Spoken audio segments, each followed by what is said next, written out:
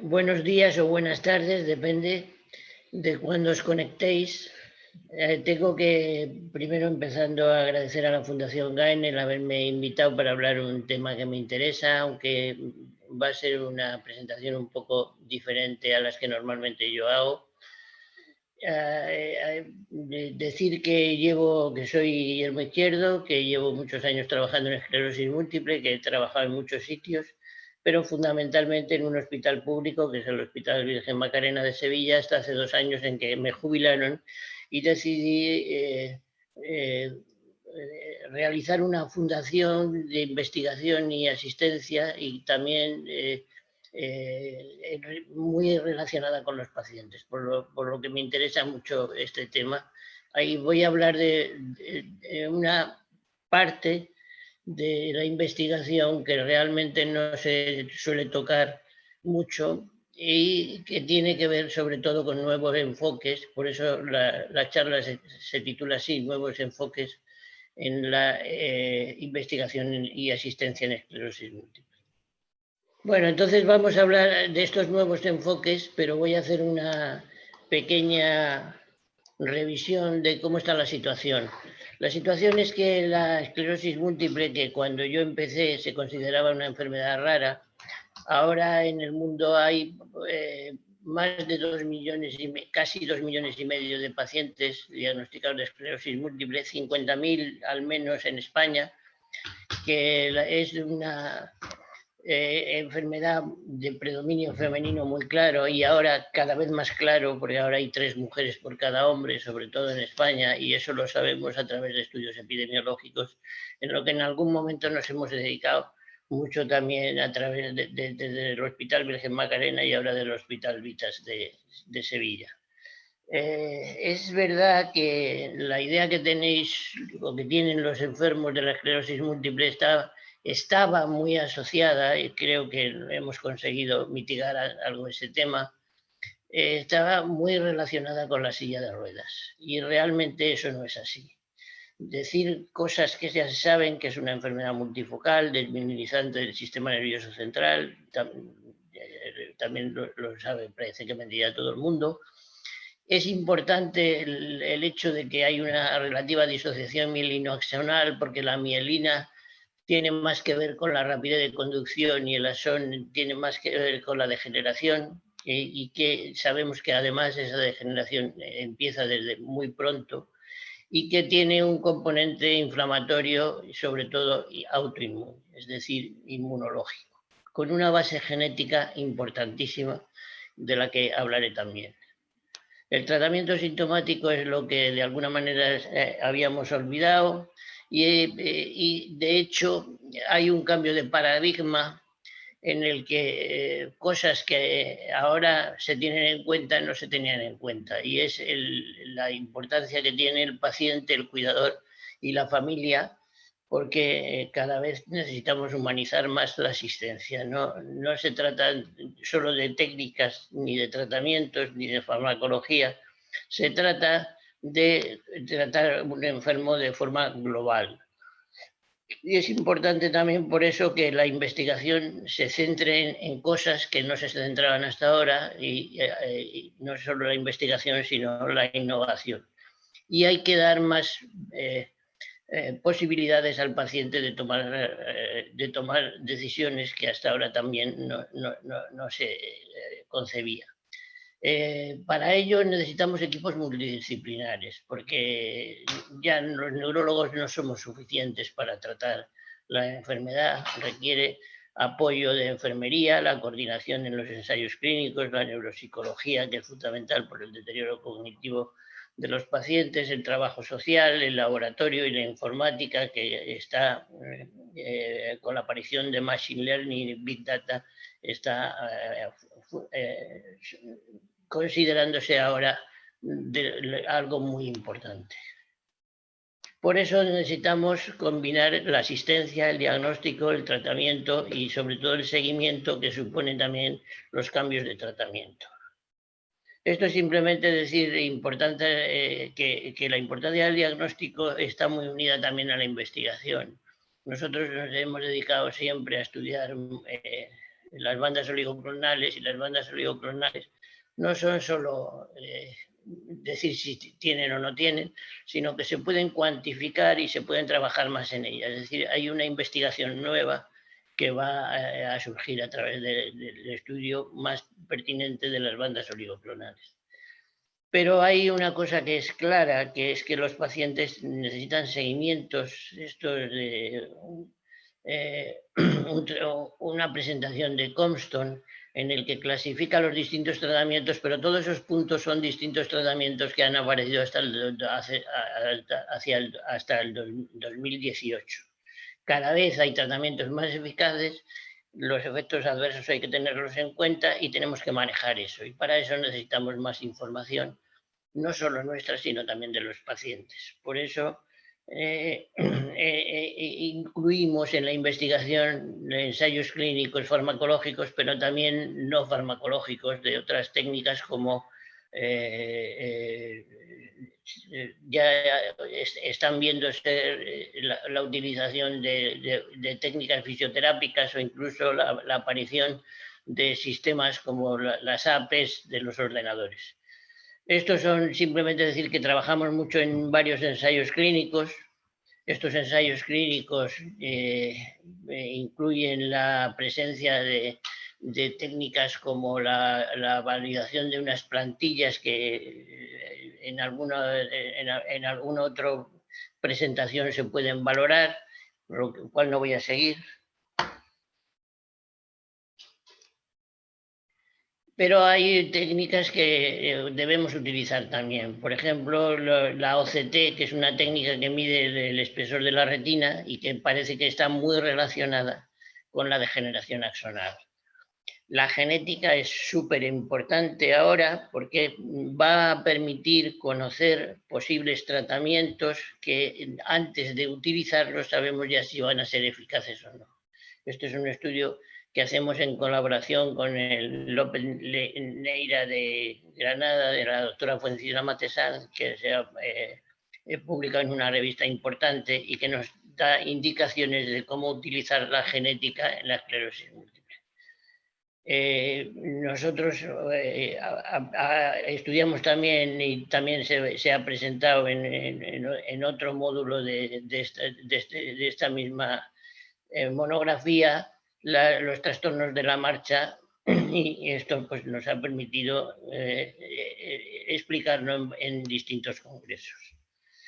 La utilización de marcadores de respuesta terapéutica ha hecho que hayamos incluido a través de una base de datos internacional que es MSBase 40.000 pacientes para calcular el efecto de los tratamientos, y esto no está publicado todavía, pero podemos calcular en cada uno de los tratamientos las posibilidades de mejoría con el cambio. Y aquí estamos utilizando pues, todos los tratamientos comercializados, incluso los no tratamientos, es decir, la ausencia de poner al paciente tratamiento en que vemos que es perjudicial. Es decir, cualquier tratamiento es mejor que un no tratamiento. Lo que pasa es que hay que tener también los efectos secundarios.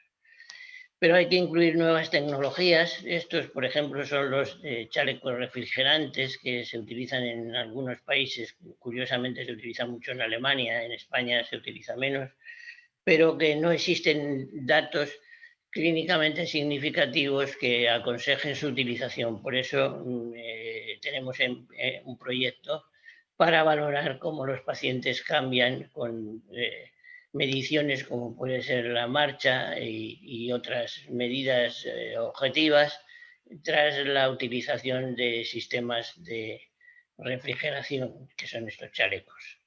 La OCT ya lo he comentado, es un sistema que mide la capa de capas de la retina, y eso es pérdida de degeneración axonal y pérdida de neuronas que podemos poner en relación, y de hecho así es, con la discapacidad de los pacientes. Otra manera de medir eso es con la atrofia. La atrofia se hace a través de la resonancia magnética y tenemos un sistema computarizado que está validado a nivel internacional, que es el sistema Siena y el sistema Sienax, que nos permite ver cómo los pacientes van perdiendo neuronas, y esas neuronas las medimos a través de la atrofia y vemos cómo los pacientes cambian y podemos medir y anteceder, predecir cómo el paciente va a poder, está perdiendo neuronas. Lo rojo sería pérdida, lo azul ganancia, pero vemos que los pacientes van perdiendo y podemos esa medida trasladarla a decisiones terapéuticas. Por ejemplo, cambiar un tratamiento que puede ser neuroprotector. Y eso se correlaciona en un estudio que se hizo ya hace varios años en colaboración con el CENCAT de Barcelona, una relación entre la atrofia y la degeneración axonal, y eso nos permite poder valorar mejor a los pacientes, y nosotros teníamos datos muy similares a los de otros centros con técnicas más complicadas, con una técnica sencilla que puede hacer cualquier persona. Nuevos procedimientos que también se comentarán en otra presentación, como es el MSFIT, es decir, las plantillas computarizadas que nos permiten ver cómo los pacientes andan, y colaboración internacional. En ese sentido tenemos un protocolo en relación con un hospital chino, que es este hospital, el servicio de neurología, es este centro de 12 plantas. Hemos firmado un acuerdo que hace que tengamos relaciones de posible cooperación que van a desarrollarse posiblemente el próximo año, si el tiempo lo permite. Y lo más importante quizá es nuestra relación con los pacientes, que hace que nos integremos en seminarios y en posibilidades de trabajo que cada vez fortalecen más el entendimiento entre los médicos y la gente de la unidad y los pacientes. Todos estos centros y estos servicios tienen que estar, y de hecho lo están, abiertos a la colaboración, de manera que con esto acabo, decir que es importante no solo colaborar con otras especialidades, sino también colaborar con los pacientes. Y por eso aquí en esta imagen de la gente que trabaja en nuestra unidad nos ofrecemos para colaborar con ellos. Pues nada más, yo creo que con esto puedo abrirme a las preguntas que queráis hacerme. Muchas gracias.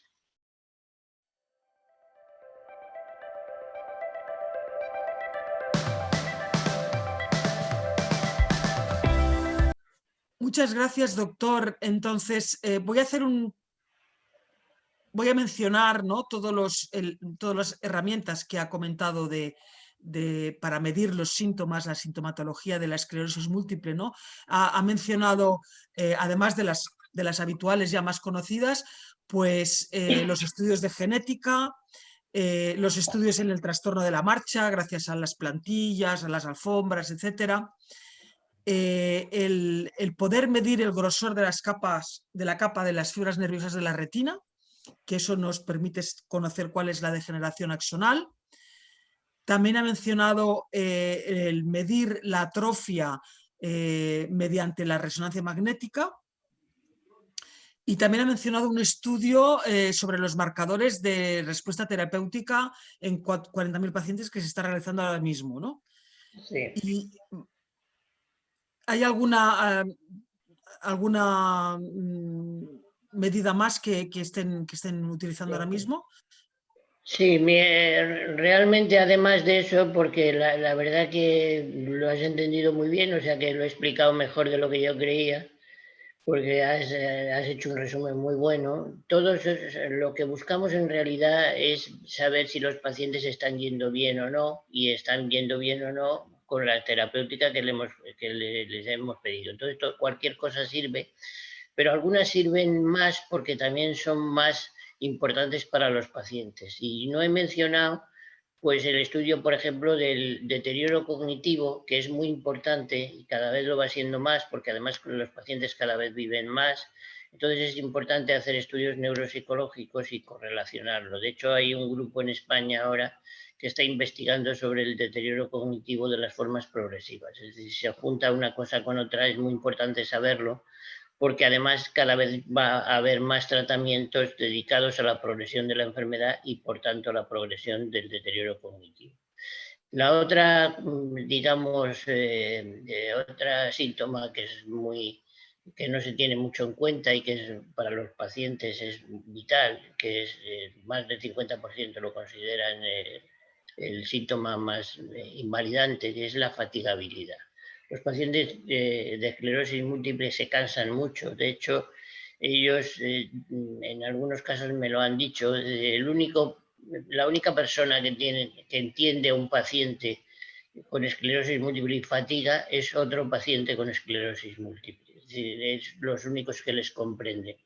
Y eso necesitamos marcadores, y un marcador que estamos intentando es habilitar una AP con un grupo de aquí de informática de la Universidad de Sevilla y un grupo finlandés, en el que de alguna manera medimos cómo los pacientes están de reserva energética.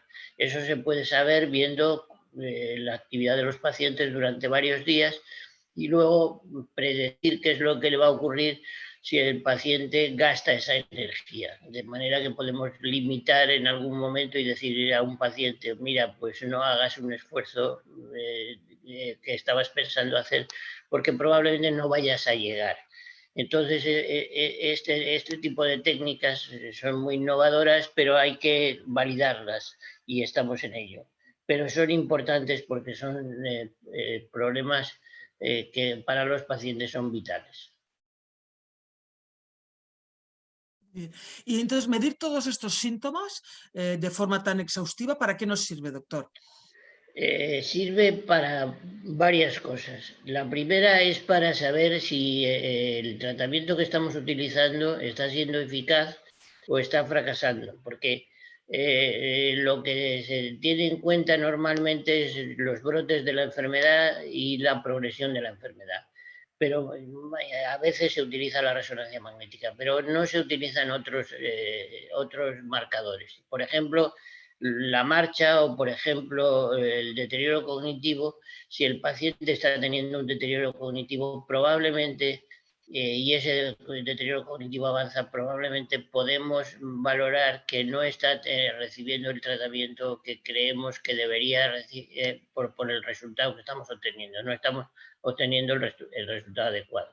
Y aunque el paciente no tenga brotes, incluso no tenga progresión de la enfermedad, si está todo el día cansado, fatigado, si no se puede mover, pues realmente si eso no lo valoramos, pues no lo podemos meter en nuestro algoritmo de búsqueda de posibles cambios de tratamiento. Y hay que tenerlo en cuenta. Cada vez están teniendo más sentido los tratamientos sintomáticos, y de hecho son vitales el tratamiento sintomático en la esclerosis múltiple, no solo los tratamientos modificadores de la enfermedad. Y esto nos sirve para eso, pero también para saber si los tratamientos están funcionando bien y también para predecir el curso de la enfermedad, porque ahora van a venir tratamientos que son específicos de una forma evolutiva. Por ejemplo, hay tratamientos ya para las formas secundarias progresivas de la enfermedad. Entonces, debemos saber si ese paciente está en una forma secundaria progresiva o no. Y no es tan sencillo desde el punto de vista clínico. A veces necesitamos estas herramientas. Bien. Doctor, entendemos que todas estas herramientas, ¿no?, para medir la sintomatología son experimentales en algunos casos y no están disponibles en todas partes, no se pueden realizar en todas las unidades de esclerosis múltiple. Eso es muy variable. Las unidades de esclerosis múltiple en las que, por ejemplo, hay psicólogos, se puede estudiar mejor el deterioro cognitivo que en las que no hay psicólogos, porque los test para valorar el deterioro cognitivo que no manejados por neuropsicólogos no son suficientemente asertivos, por decirlo de alguna manera. Entonces, pero poco a poco se van incorporando, por ejemplo, los test neuropsicológicos.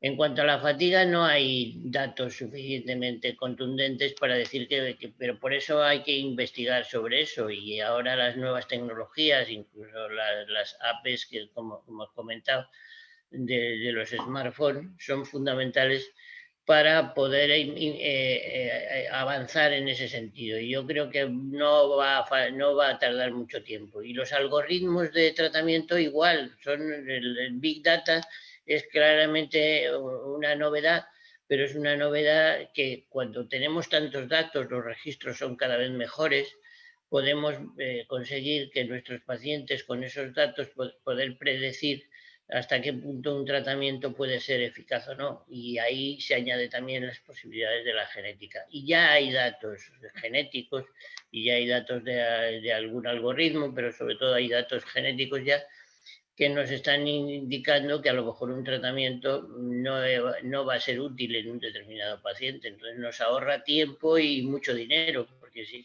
sabemos que un tratamiento no va a ser eficaz, es mejor que pongamos otro. Doctor, y como afectado, ¿no?, por la enfermedad, ¿cuáles serían, digamos, las medidas mínimas o los seguimientos mínimos de mis síntomas que debo esperar que haga mi doctor? Sí. Es una pregunta muy importante, es una pregunta además de paciente, es decir, a mí hasta qué punto me pueden hacer más cosas de las que me están haciendo y cuál es el mínimo requerido. Y eso va cambiando a medida que se incorporan técnicas que ahora ya se pueden hacer. Por ejemplo, hace 10 años no se hacían resonancias magnéticas anuales. Ahora prácticamente a los pacientes se les hacen resonancias magnéticas anuales, que desde mi punto de vista deben ser con contraste, porque hay una discusión sobre eso, pero que nos permiten ver actividad no visible desde el punto de vista sintomático o clínico. Es decir, hay pacientes que tienen actividad en resonancia magnética o aumento de la atrofia incluso, que no se detecta desde el punto de vista clínico. Y es importante porque probablemente eso puede tener relación con el mayor o menor efecto. Un tratamiento, un seguimiento necesario es que por lo menos cada 6 meses, aunque hay discusión en cada cuánto tiempo y las posibilidades, al paciente se le vea, se busquen brotes de la enfermedad, por eso es clave, se busque progresión de la enfermedad, eso también es clave, son las dos partes clínicas, se le haga una resonancia al menos una vez al año, y sobre todo si el paciente tiene sintomatología hay que revisarlo antes, o si se sospecha actividad por otra razón, pues hay que revisarlo con más frecuencia. Es difícil de sistematizar todo eso y que hay que personalizar, porque hay pacientes que probablemente requieran un seguimiento y dependiendo también del tratamiento más frecuente. Por ejemplo, pacientes con algún tratamiento que puede tener efectos adversos mayores, pues hay que verlo con más frecuencia y en algún momento con más frecuencia, o hacerle análisis con más frecuencia. Pero yo diría que si ponemos un mínimo, un seguimiento clínico cada 6 meses, un seguimiento de resonancia magnética cada año y luego personalizar al paciente. Es muy importante. La medicina personalizada no es una broma, es que hay que, de alguna manera, ajustarse a las necesidades de cada paciente, que son diferentes. Muchas gracias, doctor. Pues estaremos pendientes de cómo evolucionan todas estas herramientas, ¿no?, para seguir la sintomatología y cómo se relacionan pues con nuevas pautas de tratamiento. Estaremos pendientes de estos resultados, pues, para irlos comentando con toda nuestra audiencia. Y muchísimas gracias. Gracias a ustedes. Ha sido un placer.